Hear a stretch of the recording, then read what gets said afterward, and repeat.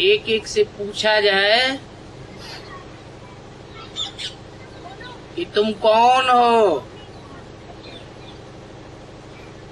तो कोई बताएगा हम किसान हैं, कोई बताएगा हम बूढ़े हैं, कोई बताएगा हम आदमी हैं, कोई बताएगा हम औरत हैं, कोई बताएगा हम बच्चा हैं। लेकिन उनसे पूछा जाए कि तुम हमेशा यही हो जो तुमने बताया,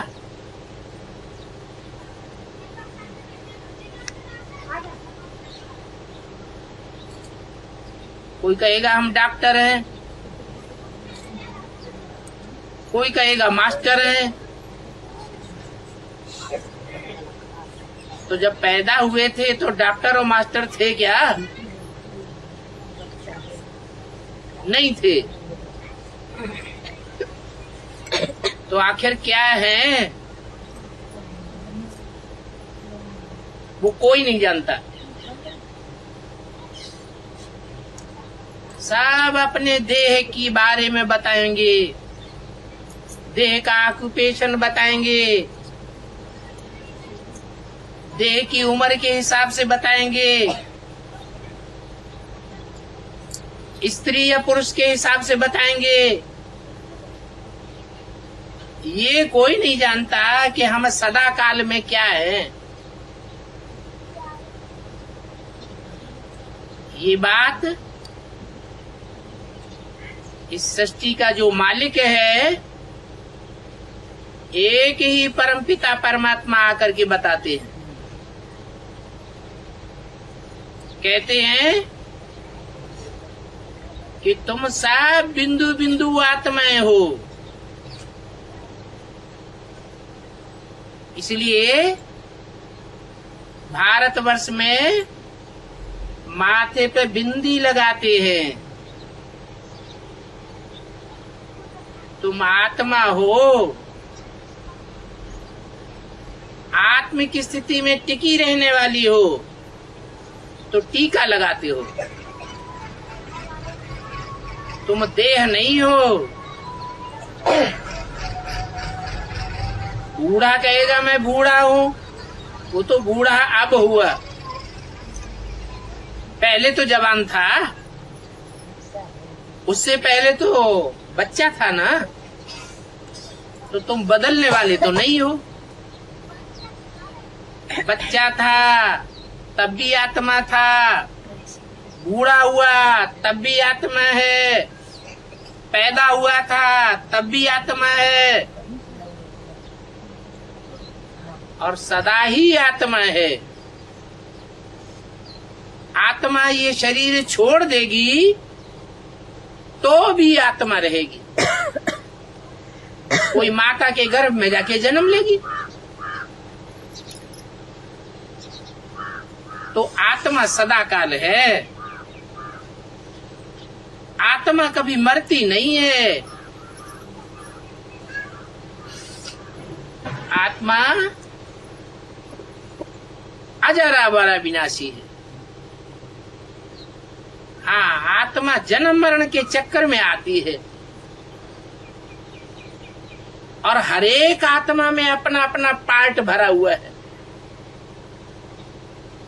जन्म जन्मांतर जो पार्ट बजाया है वो आत्मा के अंदर भरा हुआ है।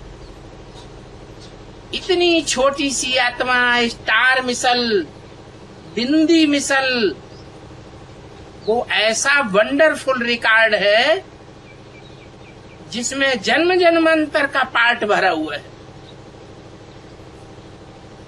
कभी स्त्री चोला लेकर के पार्ट बजाती है आत्मा, कभी पुरुष चोला लेकर के पार्ट बजाती है। ये पार्ट सदैव चलता ही रहता है। अब सवाल ये होता है कि दुनिया में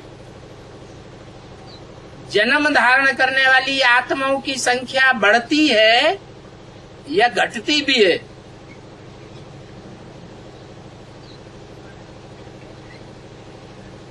बोलो, बढ़ती है।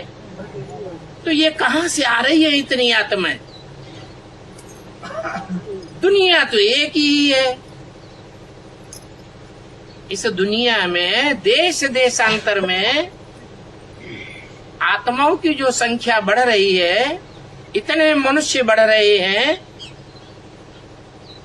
मनुष्य ही नहीं, पशु पक्षी कीड़े मकोड़े पतंगे सब की आत्माएं बढ़ रही है, घटती नहीं है। कितनी कीटनाशक दवाइयां छिड़की जाती हैं, मक्खी मच्छर मारने की दवाइयां छिड़की जाती हैं। इनकी संख्या बढ़ रही है कि घट रही है? बढ़ रही है। तो ये आत्माएं कहां से आती है? इन आत्माओं के रहने का एक आत्मलोक है, जिसे कहते हैं परम धाम, ब्रह्मलोक। अंग्रेज लोग उसे कहते हैं सोल वर्ल्ड। सोल माने आत्मा। मुसलमान कहते हैं अर्श। वहां आत्माएं भी रहती हैं, और आत्माओं का बाप परम पिता परमात्मा वो भी रहता है। मुसलमान उसे खुदा कहते हैं, अल्लाह कहते हैं। अंग्रेज लोग उसे गॉड फादर कहते हैं, सुप्रीम गॉड फादर। जैसे चींटी का बाप चींटी होता है, हाथी का बाप हाथी होता है, डील डॉल वाला। सांप का बाप सांप ही होता है, लंबा लंबा।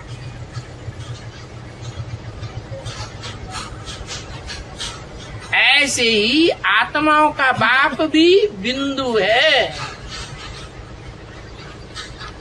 उस बिंदु का बड़ा आकार बनाते हैं शिवलिंग पूजा करने के लिए। नहीं तो बिंदी रखे उसकी पूजा कैसे करेंगे? लुढ़क जाएगी। इसलिए बिंदु का बड़ा आकार शिवलिंग बनाते हैं, मंदिर में रख के पूजा करते हैं भगवान की। उसको समझते हैं वो भगवान है।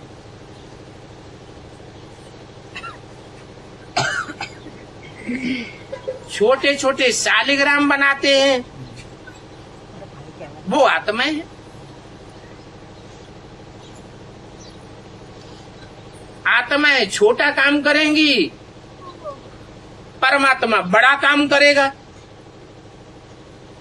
तो बड़ा काम को दिखाने के लिए उसको बड़ा शिवलिंग बनाते हैं, और आत्माओं को छोटा छोटा शालिग्राम बनाते हैं। जब रुद्र यज्ञ रचते हैं तो भी ऐसे ही करते हैं। सैकड़ों हजारों लाखों की तादाद में छोटे छोटे शालिग्राम बनावेंगे। मिट्टी के ही बनावेंगे। ये देह काय से बनी हुई है? मिट्टी से। तो मिट्टी की छोटे छोटे शालिग्राम बनाते हैं, और शिवलिंग बहुत बड़ा बनावेंगे, वो भी मिट्टी का बनावेंगे। इसका मतलब है कि वो आत्माओं का बाप परमात्मा भी जब इस सृष्टि पर आता है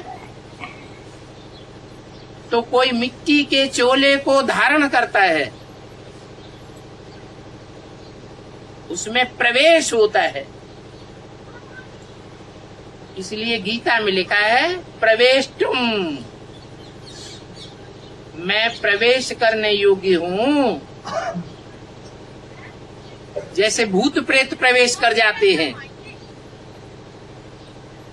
परंतु मैं भूत प्रेत नहीं हूं। भूत प्रेत तो वो आत्माएं बनती हैं जो पाप करती हैं।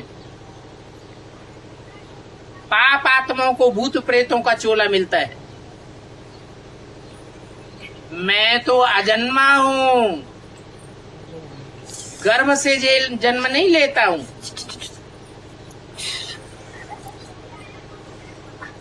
मैं बच्चे के रूप में जन्म नहीं लेता हूँ। भूत प्रेत आत्माएं तो जब उनका हिसाब किताब पूरा हो जाएगा तो वो बच्चे के रूप में जन्म लेंगी। मैं गर्भ में नहीं आता हूं, इसलिए मुझे अजन्मा कहते हैं, अगर्भा कहते हैं।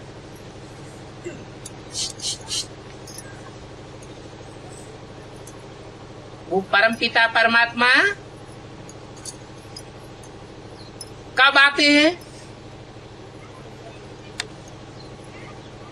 तब आते हैं जब अपने आत्मा रूपी बच्चों को आत्मलोक से सब बच्चों को भेज देते हैं इस सृष्टि पर पार्ट बजाने के लिए। वो बच्चे आते रहते हैं इस सृष्टि पर। दुनिया की आबादी बढ़ती रहती है। सतयुग आदि से लेकर के आत्मा इस सृष्टि पर आ रही है। सतयुग, त्रेता, द्वापर, कलयुग, 4 युगों से ये सृष्टि पसार होती है। जब 4 युग पूरे होते हैं तो इस सृष्टि पर संख्या बहुत बढ़ जाती है। तो ज्यादा संख्या बढ़ेगी तब अशांति होगी। यह सृष्टि पर जब थोड़ी संख्या थी तब अशांति थी। है? ज्यादा संख्या बढ़ती है तो बहुत अशांति हो जाती है। आज दुनिया में हर आदमी अशांत है। लखापति, करोड़पति, अरबपति भी होगा, वो भी अशांत है।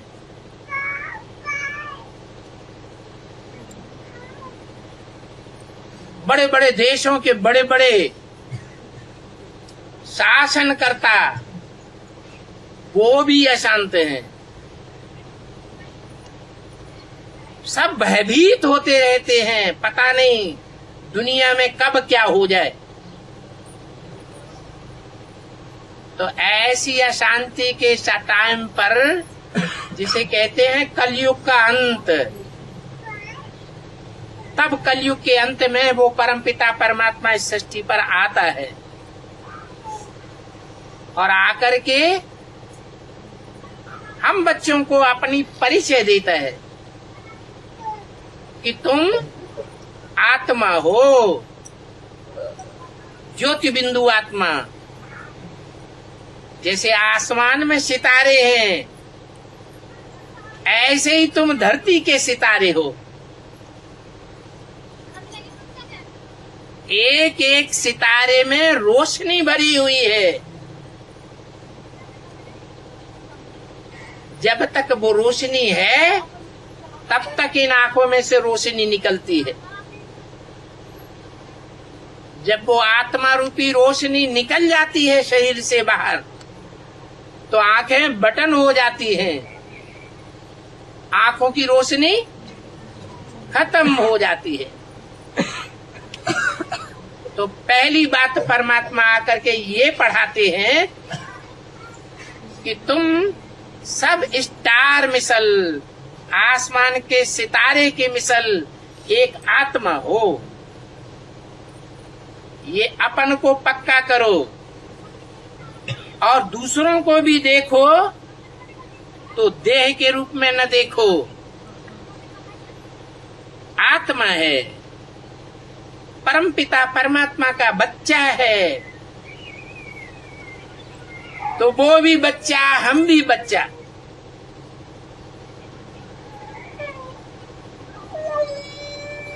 मंदिर में जाते हैं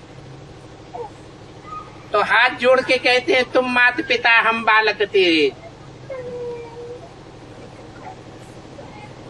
अगर भगवान ही हमारा माता पिता है तो हम आपस में क्या हुए? भाई भाई हो गए। तो ये दृष्टि पक्की करनी है। ये आत्मा कभी स्त्री का जन्म लेती है, कभी पुरुष का जन्म लेती है। इस जन्म में ये चोला स्त्री का दिखाई पड़ता है, अगले जन्म में यही आत्मा पुरुष रूप धारण कर लेती है। मैं पुरुष हूं ये भान रहेगा, और ये स्त्री है इस रूप में देखा तो आकर्षण पैदा होता है स्त्री पुरुष का, क्योंकि देह के रूप में देखा। काम विकार की उत्पत्ति हो जाती है। लेकिन जब ये बुद्धि में रहे कि मैं भी ज्योति बिंदु आत्मा, ये भी ज्योति बिंदु आत्मा, परमात्मा के दोनों बच्चे हैं, अगले जन्म में पता नहीं दोनों पुरुष के रूप में जन्म लेंगे तो क्या होंगे? क्या संबंध बन जाएगा? भाई भाई का संबंध बन जाएगा। जो अभी आकर्षण है वो खत्म हो जाएगा। ऐसे ही हम कोई को देखते हैं ये भंगी है, देह के रूप में देख लिया, मैं ब्राह्मण हूं, देह के रूप में देख लिया। उसने थोड़ी सी असम्मान की बात कह दी, बस क्रोध आ गया। मुझे ब्राह्मण को तूने ऐसी बात कर दी, नीचे जाति का कहीं का, बस क्रोध पैदा हो गया।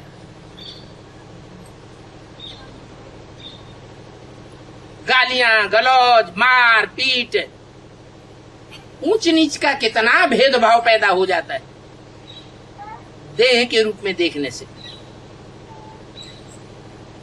अगर ओरिजिनल असली रूप में देखेंगे तो कोई भेदभाव पैदा नहीं होगा। मैं गद्दी पे बैठा हूं, मैं राजा हूं, ये झाड़ू लगाने वाला मेहतर है। इसने थोड़ी सी उल्टी सीधी बात कह दी, चढ़ाओ इसको फांसी पर। कितना क्रोध आ गया जबरदस्त। क्यों आया? क्या कारण हुआ? देह के रूप में देखा, अपने को देह के रूप में देखा। अपने को अगर आत्मा समझे तो पता नहीं पिछले जन्म में कोई भिखमंगा हो तो, जिसको भंगी के रूप में, झाड़ू लगाने वाले के रूप में देखा जा रहा है, वो पता नहीं पिछले जन्म में राजा हो तो।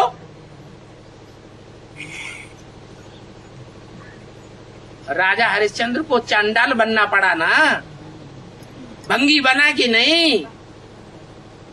कभी राजा बनती है आत्मा, कभी चंडाल भी बन जाती है। तो हमेशा असली रूप में देखने की आदत होनी चाहिए। ये सब भांति भांति के जो चेहरे दिखाई दे रहे हैं ये सब नकली हैं, असली नहीं है। असली तो आत्मा है जो इन आंखों से दिखाई नहीं देती। परमपिता परमात्मा भी इन आंखों से दिखाई नहीं देता। ना आत्मा को देख सकते हैं, ना परमात्मा को देख सकते हैं, और न इस सृष्टि के आदि मध्य अंत को देख सकते हैं। हाँ, जब हमारे अंदर ये भावना पक्की हो जाएगी कि हम ज्योति बिंदु आत्मा है, आत्म की स्थिति जब हमारी पक्की हो जाएगी, ऐसी पक्की हो जाए जैसे परमपिता परमात्मा आत्मिक रूप में सदैव रहने वाला है।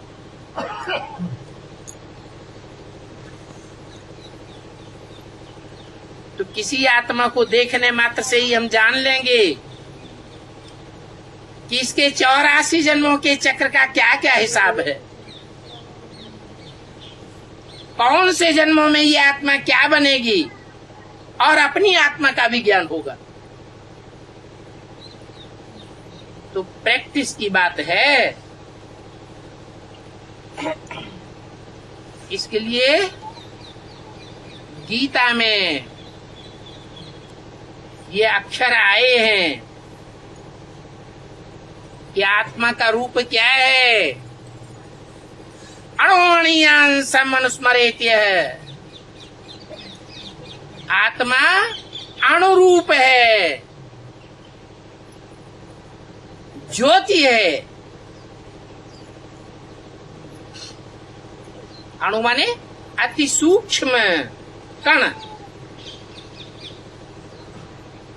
इतना सूक्ष्म है कि इन आंखों से नहीं दिखाई देता।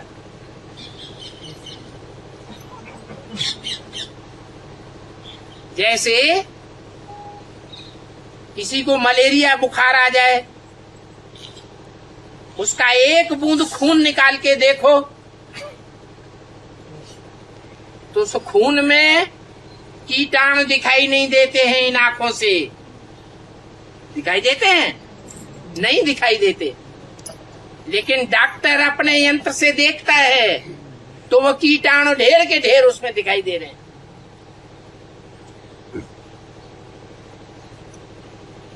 तो बहुत सी ऐसी चीजें होती हैं जो इन आंखों से देखने में नहीं आती, परंतु हम अपनी आंख को ऐसा यंत्र बनाएं जैसे तीसरा नेत्र शंकर को दिखाया जाता है।